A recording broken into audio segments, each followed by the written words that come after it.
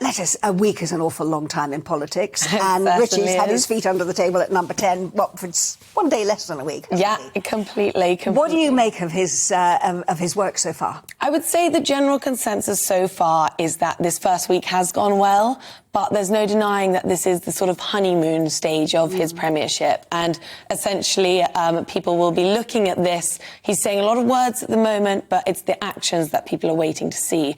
We can see, like you said, the polls, they've taken a jump this week. There are those immediate things you can see.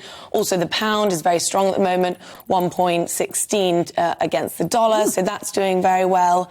But there have also been these sudden U-turns and his cabinet reshuffle, which has a lot of people a bit confused, perhaps, because it didn't change much from the previous prime ministership of Liz Truss. And there are people in there that I'm not quite sure how they've managed to get into the cabinet. Nadhim Zahawi, in particular.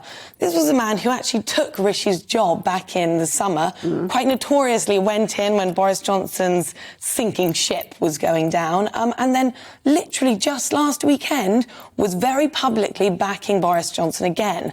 But as soon as Boris backed out of that race, he very quickly turned around again and stuck his flag on the mast of Rishi Sunak. I think that's particularly untrustworthy. But that's politics, isn't it? You want to back a winner. Well, completely. And as you're saying earlier with Suella Braverman, we're exactly seeing these political games at play again. I think the appointment of Suella Braverman is entirely a strategic one, to try and bring together, or at least have representatives from all these different factions of the Conservative parties around Rishi Sunak.